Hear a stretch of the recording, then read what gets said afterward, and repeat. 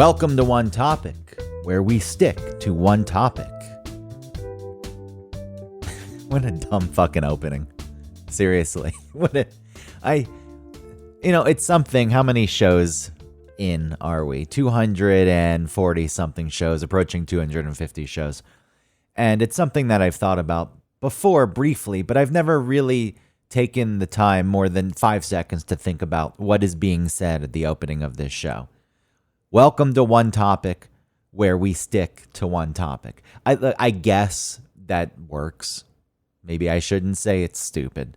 It sums up what the show is right there. If the name alone didn't let you know what this show was about, the second line that reinforces that really does. Where we stick to one topic.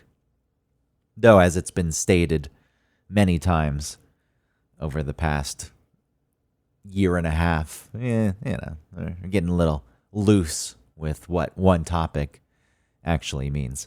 My name is Greg Russ. Autumn Fisher, not here today. On a vacation, hanging at the beach. I guess we could have recorded before she went to the beach. I was at the beach previously. I got home on Sunday. She didn't leave until Monday, I don't think. So we surely could have recorded a show, but travel days are very difficult and tiring. I say it mockingly, but they kind of are. I think it's just the stress and the anxiety, right? Of flying, especially. If you're driving and you're focusing on the road, you're the driver. Sure, when you have a long distance drive and you've got 15 hours ahead of you, you kind of zone out. But there's part of your brain that has to stay focused. And that in itself can be tiring. Flying, though, it's like you're not thinking. You're just sitting back. You're trying to relax on the plane. I always like when they say that. Sit back, relax, and enjoy the ride. There's nothing really enjoyable about it. I can't say anything that hasn't been said before, so I'm not going to go down that road, split off into a tangent about how awful air travel is. We all know. But there's no relaxing. What little the seats do recline, it's not enough to relax unless you're super rich and you can fly in Delta One, for example, with the lie flat seat. Only $10,000 each way, which that stuff is built for business travelers. There's the super rich people who pay for it. And then the rest of it, they know. It's like, the companies are paying for it. The company's going to pay for it, rip the company off, which I'm not necessarily opposed to. It's just kind of strange that it's not accessible for most people. If flying first class cost $1,500 each way, it's something I think a lot of people would think about. But I guess there's no reason for it to be accessible because the outrageous prices that are being put out there are being paid. So why lower it? If they were having trouble filling the seats, then sure. Let the common man who doesn't have much in his life splurge every once in a while and get a seat on the plane that you can lie down in. Otherwise, you're stuck in coach and you got little recline. And if you do recline, the person behind you gets angry and they scream, "How dare you?" They should just take the recline out of the seats because what little recline you do have doesn't serve any real purpose. And it just pisses people off because legroom has been diminished. I said I wasn't going to go down this tangent, so I'm not going to. The point was there's nothing relaxing about being on the plane.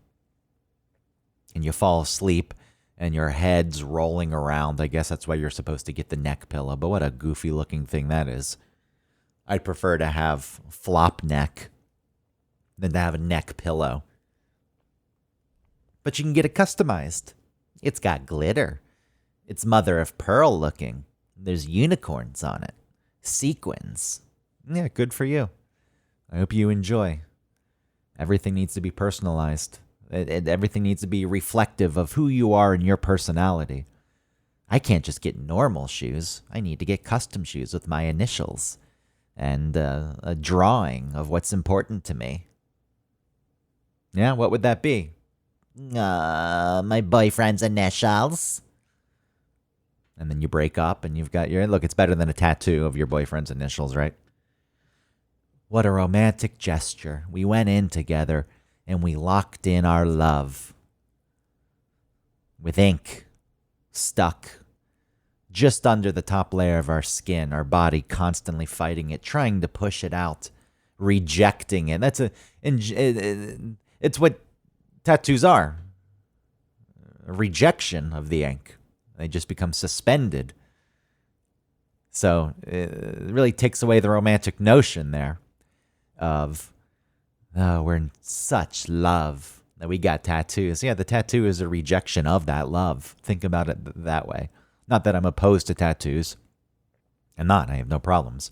I don't have any tattoos because I could never decide on what the hell I wanted for the rest of my life. And that's still an issue. The few times I had an idea, and this was a fleeting idea of what I would get, it was either some kind of mathematical equation, because I'm nerdy. I enjoy the way equations look. I think they're cool. And, I could tie it into one of the laws of thermodynamics and use that equation. Something about chaos and settling into order. If you really wanted to go down the path, there's a way to do it. A schematic was another thing. Of what? I don't know. Just any schematic. A schematic that was small enough and simple enough to fit on an arm. I wouldn't want a back schematic. I ended up not doing that either because would I want that in 10 years? I don't know. I can't say. If I go back to being 22 when I first thought of this, and you add all the time on, you would think that I could have some kind of assessment. Sure, my feelings on schematics and the way they look, I still think they're cool. So maybe, possibly, I'd be okay with it. Mostly, I think I'd freak out immediately after getting the tattoo. Fuck, it's stuck on me forever. I can't get rid of it. Or if I do want to get rid of it, it's an awful process and it costs a lot of money and it's painful. So I guess the tattoo itself. The other last idea, and I know I just abandoned my thought there. The last idea I had was a box on my left hand, the palm of my hand, which I know that would hurt. It's more of a frame, not a box that was filled in, but a frame. And then I could draw on it because I'm right-handed. And if this is on my left hand, I could draw pictures in it. That one, no, I'm glad. I'm glad I never, ever thought of doing that. Or I did think of doing it, but, didn't proceed in any meaningful way. That one would have been goofy and a real embarrassment. And then I would have just had to have worn a glove for the rest of my life. I just walk around with a glove in all types of weather. And people say, what are you doing? What's going on? It's like, oh, no reason. And then one day, I trust someone enough. We bond. And I say, I don't want to be hurt. I'm filled with shame. And they say, no, you can trust me. Come on. Reveal. And there's this big moment where the glove slips off and the frame tattooed onto the palm of my hand is revealed. And then the person says, what the fuck is that? You're an idiot. And then I run away, never to trust again. I become a hermit. He doesn't talk. He doesn't share his heart. Don't ask him what his favorite kind of music is or what kind of music he likes or what artists and bands he listens to. He'll never fucking tell you because you're so judgmental. My taste in music is the best. So when I ask you what you like to listen to, it's a trap. I'm laying a trap so you'll tell me, then I can tell you why it sucks and why you're an idiot for liking that and why my music is the best. That's all that thing is when people discuss music. Nice try.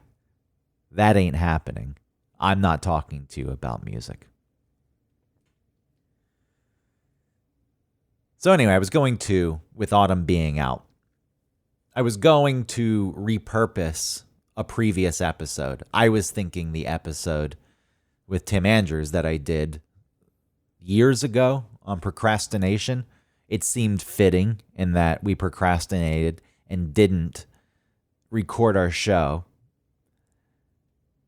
People like Tim Andrews. Maybe some people don't know that that show exists and it could gain some good traction. They'd say, oh my God, Tim Andrews.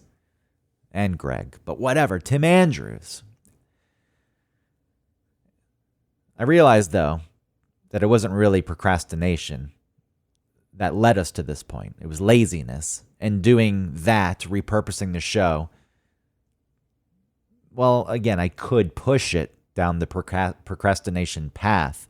It was more just straight up laziness, repurposing a show instead of recording a show myself, no matter how short it may be, giving you original content. So I decided against that. And if you ever wanted to listen to that episode, you could easily find it. You could jump now. You could abandon this show and go find it. I don't see the real benefit of reposting. There are podcasts that I listen to that do that sometimes. They call them the classic episodes or some shit from the vault. It's like, oh yeah, okay, great. You know, I have access to the whole vault. I could go find this episode if I wanted. So the fact that I'm ready, I know that the show comes out on Mondays, which one topic's supposed to come out on Mondays and now it's Tuesday. I apologize. People have routines. They like to line things up. Maybe one or two people out there are excited that on Mondays the show's going to drop and then it doesn't show up and they're disappointed. But that aside, when I know a show's dropping on, say, Monday, and then you get it and then it says classic from, no. Especially when it's talking about current events. I think there's a level of genericism. I know that's not a word. Being generic. Is there a word that is close to that? Don't spend the time looking this up. Genericism. What is the meaning of genericity? Okay, fuck this. Whatever. The shows are generic enough here where maybe something like that could work. That was the point I was trying to make. But even then, you deserve better. And Autumn was supposed to record a show herself. When it came to light that we weren't going to be doing the show together, she had an idea, which I kind of liked. I also didn't like it because she wanted to post a show, just her, and then I was going to post a show, just me. And it wasn't supposed to be a competition, but by default, that would lead to a competition. And we would see which episode got more downloads. And I have no doubt it would have been hers. And then I would have thought, what the fuck? The things I have to say are more interesting. The show that I put together, much better than what she did. There's nothing coherent about hers. Yes, I realize there's a lack of coherency here too. Just jumping around. But the logic aside, this is what would have played out in my head. She's rambling. There's no coherency. What the fuck? She got triple the downloads than I did. And I wouldn't be able to live with that. So I'm kind of glad that she didn't post her own episode. And maybe she still will. Maybe this thing will pop up. We shall see. But in the meantime, you're getting this one episode. Which is better than nothing, I think. Maybe it's not better than nothing. I hope Autumn's enjoying the beach. The beach vacation. In August, the dog days of summer. The blazing heat. The cancerous sun. Grand old time. Me just being at the beach. I went to the beach for a total of an hour and a half. Over 3 days. Let's just say 3 days for the sake of simplicity. Hour and a half at the beach. That was plenty. Hour of it actually spent in the ocean. And I know I've ranted on here before about not wanting to go into the ocean because it's a cesspool of filth. You've got animals swimming around. They're releasing their wastes. Human waste is in the ocean. Seaweed and jellyfish and sharks and babies pissing and adults pissing. But I still went in. It was nice. The water was relatively clear. There wasn't much seaweed. I didn't see one jellyfish. Something did brush up against my foot at some point, and I freaked out. But I stayed in. And then I sat on the beach for 30 minutes, and you put on the sunscreen, you think, oh, I'm covered. No, apparently not, because even 30 minutes. Bright red in certain parts of my body. Splotchy, though. You can tell that. And not even, if you're splotchy on your back, because it's difficult to get sunscreen on your back, fair enough. But when it's on your arm, come on. Do a better job than that. So I put in my time. I did the beach. I went on the boat, went to do some fishing. And I usually get seasick. I should know this, but quite often when I go on boats, I don't prepare. It just seems to slip my mind. Oh yeah, you don't do so well. You're not made for the sea. You're a fucking land lover. And this year, took some Dramamine. I prepared. And after I took the Dramamine, I got curious and I thought, how does Dramamine work? What is this? It's an antihistamine, is what I figured out. And it is the same active ingredient as Benadryl. They're the same fucking thing. Dramamine and Benadryl are the same drug. Repurposed, remarketed, similar to Midol, which is just Excedrin. From what I remember, it's like caffeine and Tylenol, which is Excedrin, but Midol directed towards women to alleviate menstrual cramps, which sure, those things would help, but I find it to be interesting, and I haven't checked out pricing. I don't know if there's a difference in pricing, but when people don't do research and the Midol is what really works, fuck regular Tylenol. I ain't doing that. And then the Midol's twice as much. It's like, yeah, joke's on you. With Dramamine, we're driving to the boat. I had already taken this thing, and I don't react well to Benadryl. There's been stories told on the radio show, the Von Hessler Doctrine, on this podcast, about a date I went on where I was hallucinating. I had taken some Benadryl earlier in the day, and some people take a lot of Benadryl because they want to hallucinate on it. It's not a fun hallucination. It's not like shrooms. It's not like LSD. Not that I've ever done LSD because I'm too frightened to do LSD, because actually it was Tim Andrews who once told me that he did it and the hair on his arms turned into worms burrowing into his skin. Knowing my mindset, naturally, it's not a thing I want to do because you're stuck in it for 8 hours. But obviously there's some sort of benefit and enjoyment that people get out of it. And shrooms doesn't last nearly as long. I don't think it gets as scary. So I've used those before. Benadryl. I don't know what the fuck people get out of this. What are they? If the hallucination I experienced is what people want to achieve, it is not fun. You feel rough around the edges to begin with. It just feels fucking awful. That's the best way I can articulate it, is there's a roughness to it. Your existence at that point feels like sandpaper. Your movement in the world doesn't flow easily. And then you just lose all sense of time and space, but not in a reflective sort of way. It's just, I have no fucking clue where I am. I was just having a conversation with my next door neighbor who died of a heart attack 26 years ago. It seemed very real. We were sitting outside of my house in the courtyard. Oh, no, it turns out I'm in my bed. So this was happening to me. And I had a date that night. The conversation I just spoke about was something that actually happened. I come to, I'm in my bed. I have no fucking clue what's going on. But for whatever reason, I think I need to go on this date. This date needs to happen. I don't want to let this person down.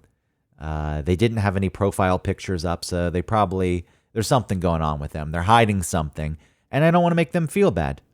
And I understand that. Why would you even book a date with somebody who hasn't put pictures of themselves up? Why not? That's my response. You're not locked into anything. Maybe you go meet a person. Maybe you get along with them. Maybe you connect. Maybe you fall in love, despite the fact that they're not the best looking. Just kidding. I'm shallow. That would never happen. Look, it's not a matter of being shallow. You've got to have both physical and mental attraction. We all know that, and it's fair enough to say. Now, sure, some mental attraction could offset a lack of physical attraction, but there needs to be some attraction. It can't just be completely absent, and you're like, ooh, I'm completely in love. I have risen above. I am no longer a stupid ape. I have transcended into the world of mental, universal connection. Good luck. Look, if that exists, that would be great. But maybe this person's very nice. You can have a new friend, good conversation. Who the fuck knows? There's no reason not to do it. Because again, you're not locked into anything. So this is going through my head. I need to get to the date. She shows up, and the first thing I say is like, you should know that I'm hallucinating. I don't even know how I got here. And that is true. I do not remember the trip to the bar at all. There is no recollection of that. And she was very concerned. Oh my God, what's going on? I explained the Benadryl thing, but one of the problems is when you're high on Benadryls, you forget what you're saying. You lose your train of thought very easily. So throughout the course of whatever little conversation existed, I would just stop speaking and I would have absolutely no idea what the fuck I was saying. And that would be that. And I think I tried to explain that. Whether or not she bought it, I don't know. Why she didn't leave immediately, I don't know. The bartender came up at one point and said, after I had my first beer, you need another one? I said, no, I shouldn't. And he said, yeah, you're right. You probably shouldn't. So things were obviously noticeable. It wasn't just me in my head thinking it was worse than it really was. We did play some skee ball for whatever reason. There was skee ball in the bar. And then I said, I'm sorry, I gotta go. And I don't remember getting home. And I woke up with a burrito under me the next morning. So apparently I got home and tried to make a frozen burrito and didn't eat it. Or I took a nibble and then just fell asleep on top of it. Not a very fun experience. So I take this fucking Dramamine. We're getting ready to go on a boat. Wonderful. Everything I just described to you happening on a small boat in the middle of the Gulf of Mexico. Sure, not the middle because you're not going that far out, but just go with it. Let me have my hyperbole. And so I'm sitting there, I'm thinking, should I try to throw this thing up? I don't know what's going to happen. This is not good. And then you've got people around you. It's like, oh, just don't think about it. I'm not being dramatic. I'm not making this up. I'm not going to talk myself into hallucinating. I know through history that taking Benadryl doesn't sit well with me. Oh, just come on, you're being a baby. Nobody said that. Maybe that's something that I'm adding here, but the reaction sometimes feels like that. Ah, you're overreacting. I'm not fucking overreacting. I know how bad this can get. I decided to just go forward with it though, and surprise, nothing happened. So who knows? Who fucking knows? The more I read into it, it seems as though the active ingredient, which I cannot remember off the top of my head, and even if I did look it up, I couldn't pronounce it. It's quite often also used in decongestants. And I think there's a combination of the two that can lead to the hypersensitivity. Some people are still sensitive, and I'm not saying that this low dose of Dramamine didn't have a little bit of an effect. I started feeling a few strange things, but it didn't go down that awful rabbit hole. I didn't hear music and sounds that weren't there. That's another big thing with this. It blows my mind, though, that people chase this thing down. And I guess it's something that's come up on TikTok recently. A challenge, the Benadryl challenge or something. But people will die from it. They can die from it. It's similar to There was this over-the-counter medication that we called Skittles when I was in high school. I think it was a decongestant, so probably similar, if not same active ingredient. But it was also for people with high blood pressure, so it would lower your blood pressure at the same time. I don't know why people took that stuff like it was fun. I tried it once. I felt sick to my stomach, vomited everywhere. I'm a senior in high school, and I go into my parents' room like a 4-year-old. I threw up. And then I just go lay down in bed, and my mom comes in and cleans up my barf. Yeah. You glad you had kids? You glad you have kids who are almost 18 years old and you're still cleaning up their throw up? I did tell her, my mom, what I did. And the response was what you'd expect. What the fuck is wrong with you? And then she found out my friends were doing it, and I said, no, please don't tell my friends' moms. Please don't. And then she didn't. She did. Like at that age, I was very excited. I'm glad. And thank you for not calling my friends out and getting them in trouble. But really, if you think about it now, and my friend's mom found out that my mom knew and got very angry, and rightly so, because if her son had died or gotten in an accident after doing that, whatever. It's like, yeah, that's a shitty thing. I'm surprised that my mom didn't say anything. It's also stupid kids. And there's not enough things out there to get you high that actually are kind of fun. It's going to alter my state with anything. It's like the time I took 11 no-dos. It was my lunch. That was real cool. What did you bring for lunch today? Oh, I've got my no-dos pills. Each pill is 3.5 cups of coffee. So enjoy your 40-something cups of coffee and weakening your heart, probably shaving 10 years off of your life. And if I did that now, I surely would die. I don't think that my heart could handle it. That was another awful experience. For 2 days, the lingering effects. And why? Why? Because it was funny to say that I had no-dose pills for lunch. It's a wonder. It's a wonder that most of us, I know a lot of people have stories like this. It's a wonder that anyone survives. Some people don't, I know, but most people do survive, despite all the stupid fucking things. Having kids, I don't know what I would do, because you can't stop it, and I wouldn't be the kind of parent who would hover over my kid and make sure that living in anxiety and fear, that wouldn't happen. I'd just say, oh, you know what? They're going to do what they're going to do, and it's going to be dumb as fuck. I just have to hope for the best. That's all anyone can do. All right, well, I think that's all I've got. That's about 30 minutes of just me today on one topic, where we stick to one topic. So we say. If you like hot sauce, there's Autumn's friend Michelle. She and her husband have a hot sauce company called Hoff and Pepper. If you go to their website and use one topic 15, it's a promo code, you get some kind of discount. You support friends of the show. You do a good deed. All right. Have a good rest of the week. And we'll be back sometime.